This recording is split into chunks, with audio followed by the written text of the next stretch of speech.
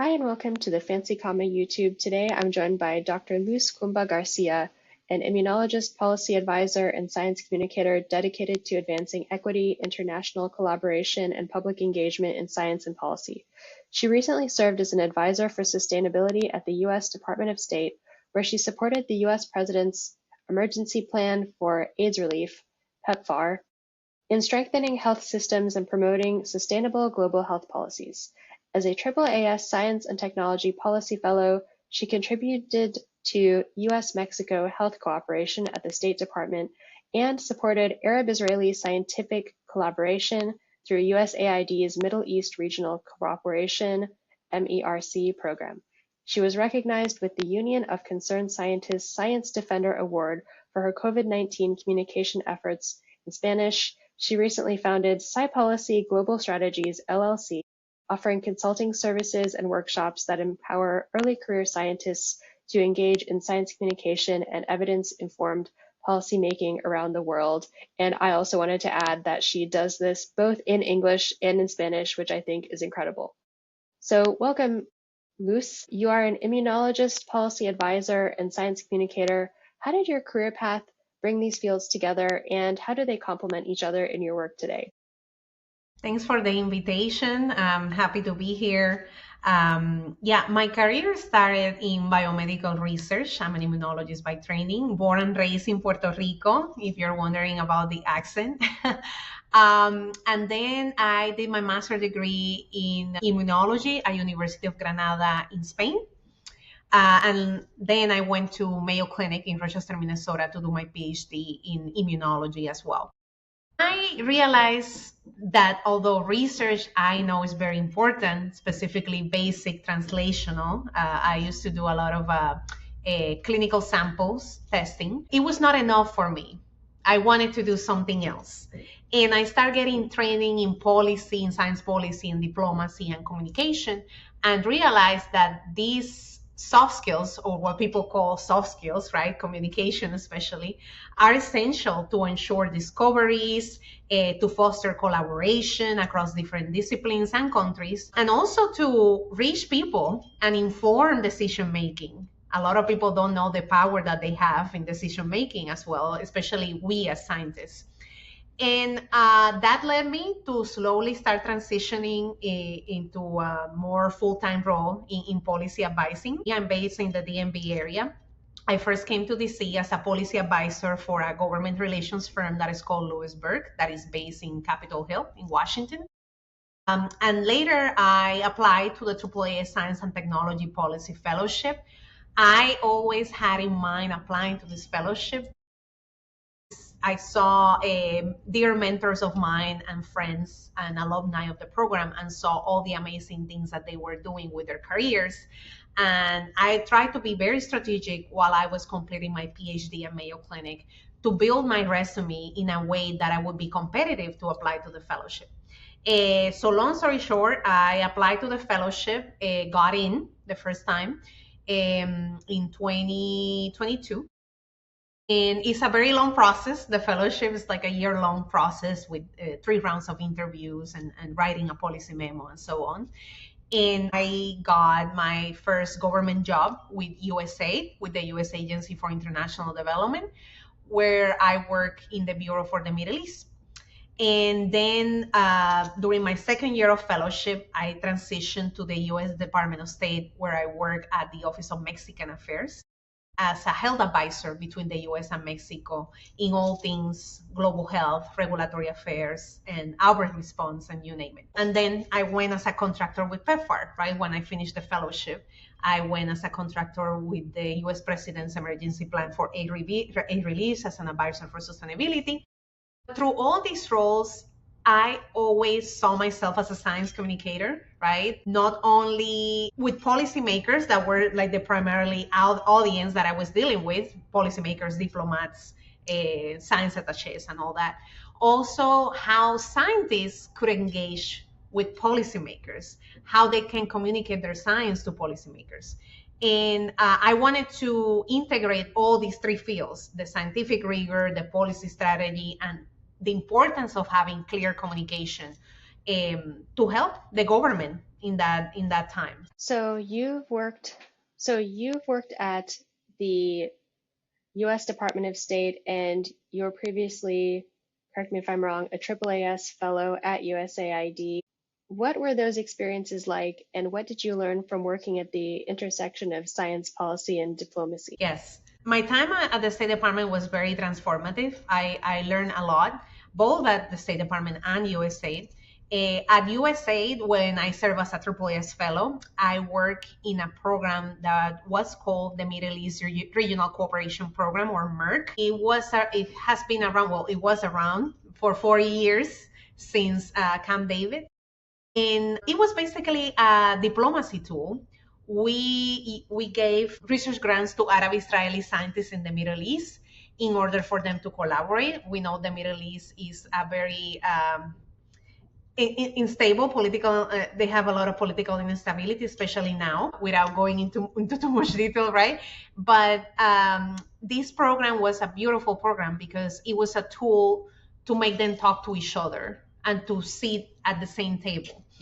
Because we, as the U.S. government, in order to give them a federal funding, they needed to apply to research grants together. So, for example, Jordanian scientists with somebody from Morocco, they couldn't be from the same country. So it was a beautiful program in that aspect. I had the opportunity of doing a lot of outreach in the region, going to visit programs that we were funding, and also bringing former ambassadors to these site visits for them to see all the projects and programs that we were funding. I also, as a science communicator, gave some capacity building in science communication for scientists, in health, because as an immunologist as well, that's one of my areas of expertise. So it was amazing. The same team at the State Department, when I was a fellow, I supported U.S. Mexico global health policy collaborations, and it was very tough at the beginning, right? Just because the State Department is a complete different monster to what USAID was in terms of bureaucracy, paperwork, everything is very different. I got the opportunity to work with very high level officials to brief them, to write compelling memos about topics that I was passionate about, such as avian influenza outbreaks that was last year, and still, right, we still carry some of these problems. And just meet with ambassadors and just communicate my expertise in immunology in a way that was effective for them to make decisions and to create policy. So it was amazing. The same thing with PEPFAR. When I transitioned as a contractor at the State Department, over there as an advisor for sustainability, I was advising the countries that we were supporting on how to make the programs more sustainable. Because we have seen throughout the years that Congress is giving less money to PEPFAR because HIV is no longer an epidemic, right? There is no cure, but there are plenty of medications and drug development for the patients to live a normal life. So we were trying to slowly transition for the countries to be more independent and come up with their own funding sources and their own policies. And we were providing feedback from a policy aspect through something that was called the sustainability roadmaps that each country was in charge of writing. Unfortunately, I was terminated back in January due to the foreign aid assistance executive order, the same one that affected USAID. And that's why USAID closed, right? So yes, it's been a painful journey and a difficult journey, but at the same time, a journey full of opportunities and reinventing myself. I think that's the word for the year for a lot of us, contractors, federal employees, is being tough. So I think through all these roles, I've been able to navigate the intersection of science, policy, diplomacy, and strategic communication, right? And these lessons also have shaped me on how I advise organizations facing complex global challenges based on my experiences in these agencies. Well, so you've done a lot of really interesting, and I would also add really important work. So you mentioned that your work at Department of State was canceled by the president's executive order that affected USAID. Tell us a little bit about the work you were doing and the kind of the timeline of how you were affected by the executive order and how quickly were you able to pivot and start your own business? Yes, it's been, I think since January, I feel like a decade has passed. It's been very intense, at the same time, very fast paced. I've been incredibly busy, which I'm grateful. I was not expecting that. I was expecting that with all the political climate that we're undergoing, especially here in this area, that we're in the epicenter of everything. In all the latest developments, people were going to become uninterested in everything related to policy, right? And it's been quite the opposite. A lot of people, specifically scientists, research institutions, universities, have been reaching out in order to receive training on how scientists can communicate with policymakers and vice versa as well. That has led to me opening my own business, my own consulting firm. But going back to your question about, my line of work, and how everything evolved, it was, I remember just coming back from vacation in January, mid-January or so. The new Trump administration took office, and I think it was January 21st or 20th. I don't remember anymore. And basically, we got terminated on January 29. So it was like very, very quick. I remember those 2 weeks when I came from vacation being very tense, right? Because we didn't know what was going to happen.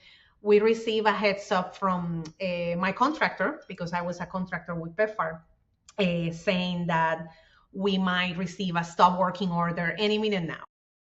And it was very painful because we were like checking our emails every single day just to check that if the stop working order was there, right? So it was torturing. It was very torturing and very, demoralizing in every way, because we also got like this outrageous task of we needed to write our accomplishments, like basically why we will even occupying a share in the office, like why we were there, writing our accomplishments, writing our education, our background, our prior experience, basically trying to validate us, which was, very diminishing in a lot of ways, not only professional. And I cannot describe it with any other word that is not torture, right? Because we were in this process for 2 weeks or so, until we finally got the stop working order on a Wednesday evening at almost 4 p.m. That being said, our contractor manages things as a pro, honestly. They were very communicative. They were amazing. We were put in a weird limbo for a couple of months, in a furlough, live without pay situation, until hopefully things were going to be resolved, and that never happened. And during that time, the contractor really took care of us in terms of trying to at least still pay for our health benefits and 401k and all that, even though we were not receiving a salary per se. So I'm grateful for that, right? Because they lost a lot of money as well. With all these contracts that got canceled. But yeah, it's, I'm not gonna lie, I'm a very straightforward person. It's been a very painful process from January here.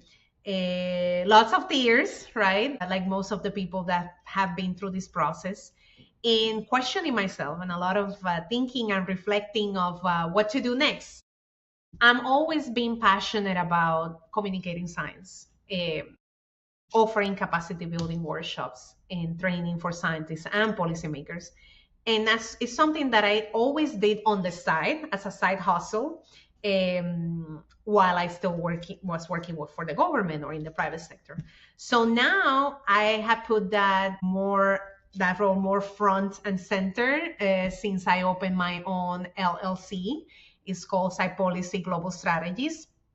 And I recently founded back in July, because basically that's what I've been doing all these months, a lot of freelancing and capacity building and talking to people. And I've been traveling more now than when I was with the government, which is hilarious. So I wanted to bridge my passions, science, policy, science communication, to empower organizations. The inspiration came, well, first from all the things that I've been through, also all the things that I've been witnessing, the hardships, and also how institutions often struggle to translate complex science concepts into actionable policy strategies, or even to communicate effectively with diverse audience. So identify that need.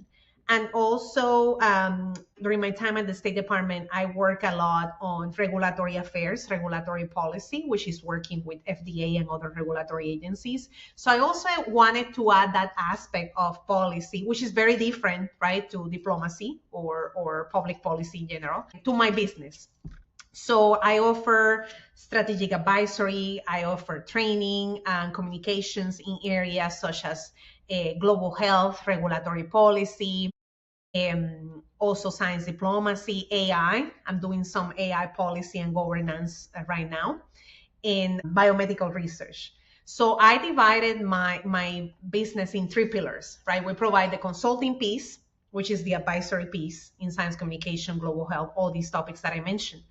But I'm also very, very passionate about speaking engagement. So that's something that I'm doing as well: keynotes, panels, expert talks, you name it, under these areas. And lastly, the trainings and workshops piece, where I'm offering interactive workshops on science communication, public engagement, the foundations of policy and diplomacy, personal branding, which is a very popular one, especially with everything that's going on, and how people can sell themselves in social media and through different platforms. So I'm doing a lot of that. So yeah, I know you will provide the link to the website in the comments so people can visit it. You can also check more in SciPolicyGlobal.com. You can see all the offerings there and get to learn a little bit more about me. But I just wanted to establish something more official, right? Because that's basically what I've been doing for all these months. And I just wanted to make something that was my own. And it's something that I always consider doing as well. Funny enough, I never thought that I was going to do it this way, of course. I wish that would be under other circumstances. But I always wanted to have my own business, my own consulting. And yeah, there's no better time like the present, I guess. But it's very, your mental state is affecting all these decisions that you're making also, like just being courageous enough to start a business during how the market is right now, and during all the political climate that we are confronting, and all the policies and the current state of affairs in international relations and diplomacy. So it's an adventure. It's an adventure. I'm very happy in currently taking on clients, and yeah, feel free to contact me. Yeah, we'll put all the information in the description box. I feel like you're like a gymnast. I used to take gymnastics as a kid, just going from one thing, jumping into a new job, and then doing like a backflip, and now you're kind of doing consulting, which I think really is, it takes a lot of, not everyone can bounce back from the things that happened to them like that. And I talked to another person that used to work for NIH but was fired, and they had a baking business, so now they're a baker. So it's interesting to see the different jobs that the fired feds are kind of going into. So I'm not sure how much our viewers know about PEPFAR, that USAID is actually very closely related to PEPFAR because it was tasked with implementing PEPFAR, which, if I'm not mistaken, was it established by President Bush? Yes, Yeah. by So President. there were a few things that George W. Bush did that I think people would be surprised. Like, he created Medicare Part D and he created PEPFAR. When you think of what conservatives view as the role of government, it's but he had, like, I feel like he had a very humanitarian approach to this, and it's kind of ironic that another conservative, President Trump, has closed USAID. I know it's really sad to think about. Where do you think that the work that USAID was doing is going to come from now? I mean, some of it can come from your consulting work, but in general, what are your thoughts on that whole situation?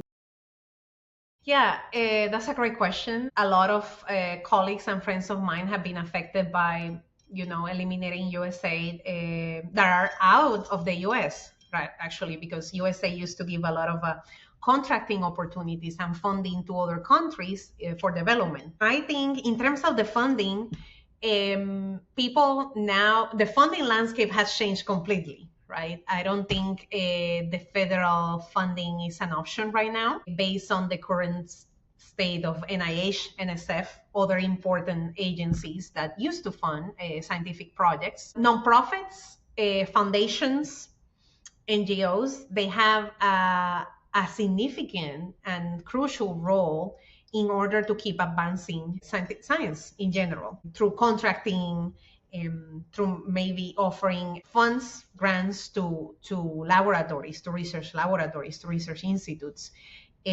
So I think that would be a way to move forward.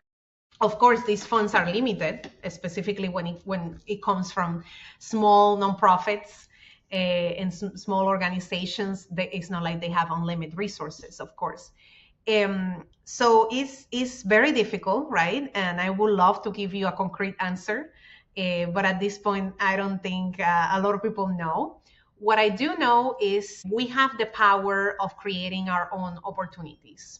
And even though it hurts and sometimes we don't know the way forward, I think we're very capable as scientists, as human beings, as people that care about science and policy, to come up with new ideas and to create something new from scratch. And relying in international organizations could be a way forward to make these projects a reality as well. Funding from the European Union, from other countries could be a way forward. And I know for a fact that some countries, including France, they are putting funding opportunities and opportunities in general for scientists to move back there to France and do research, right?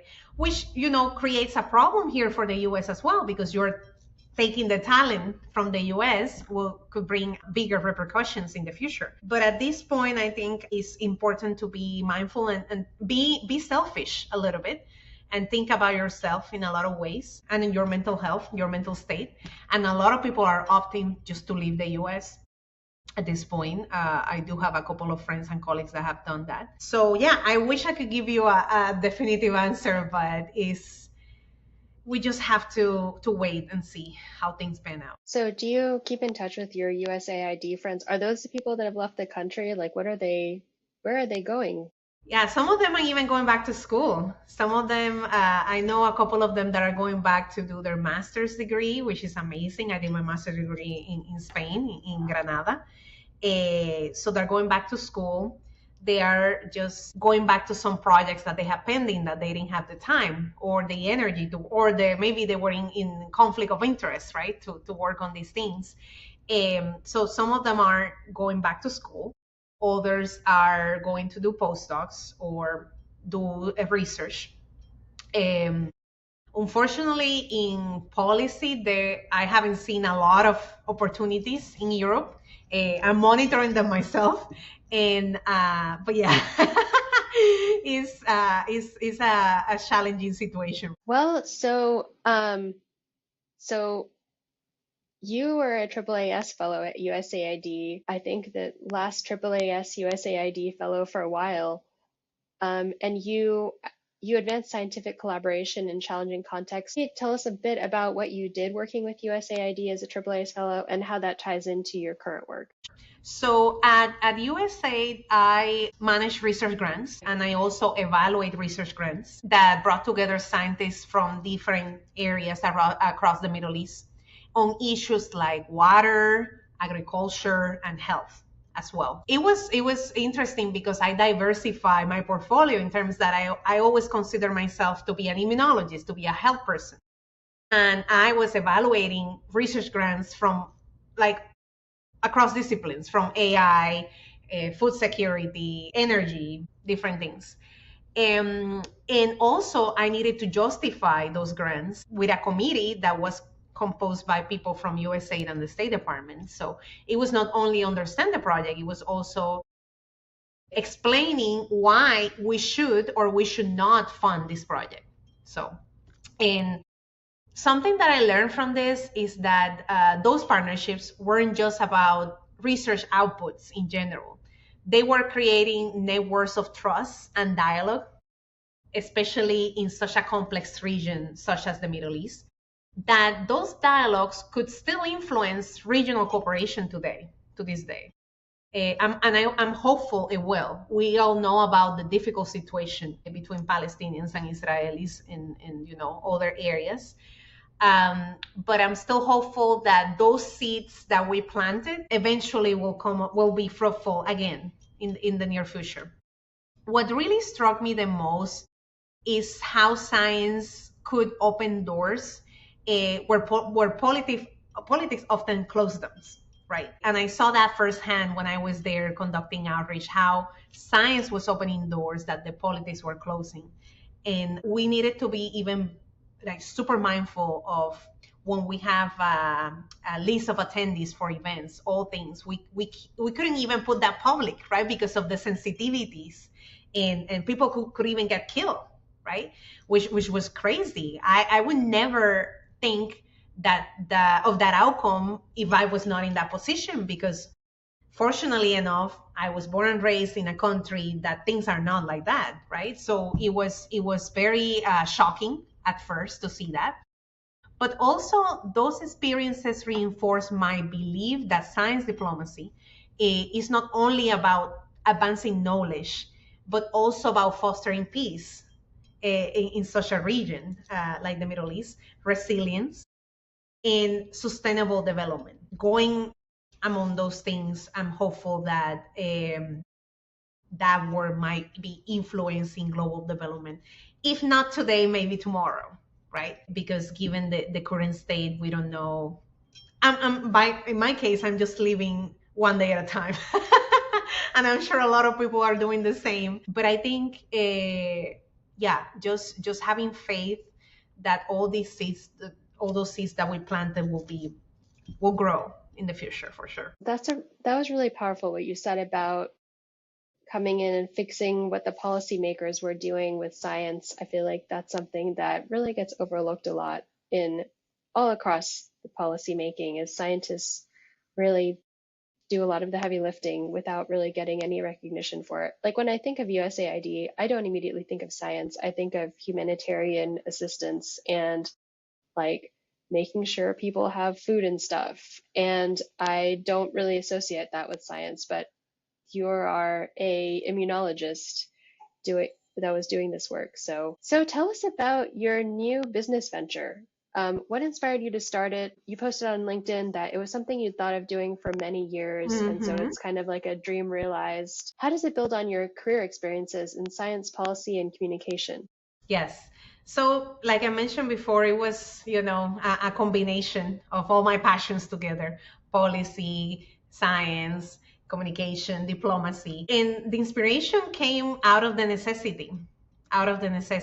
I've been doing this for months, since January, and also seeing how institutions are struggling to find talent, right? Or to translate concepts. Or to communicate effectively with the audience that they want to communicate. Not only scientists, maybe they want to communicate with NGOs, with private organizations, you name it. So I try to combine all those passions and create something that could fill out a void, that fill out a necessity.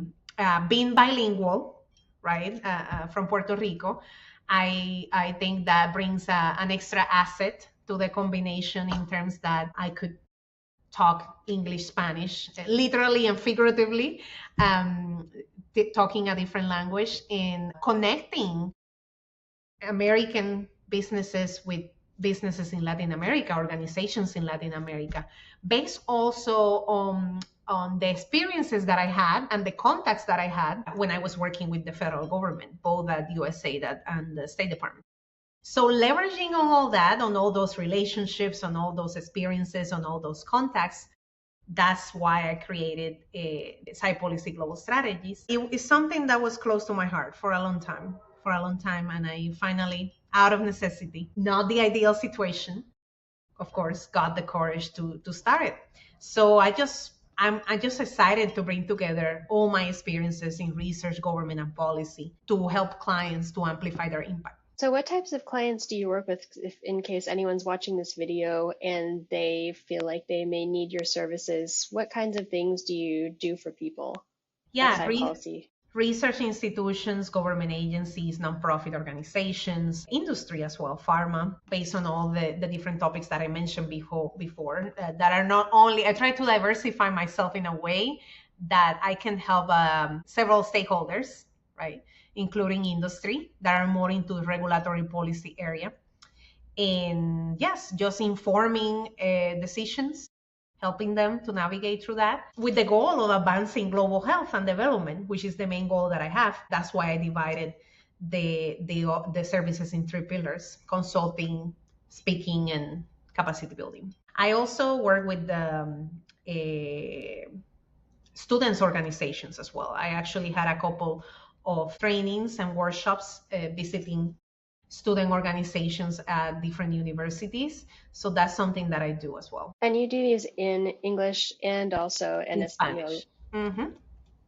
Feel free to contact me in the information below in the caption. Yeah, I look forward to hearing from you and see how can I better serve. Yeah, thank you for taking the time to chat with me today, Luz. Gracias. De nada. Thanks. Thank you.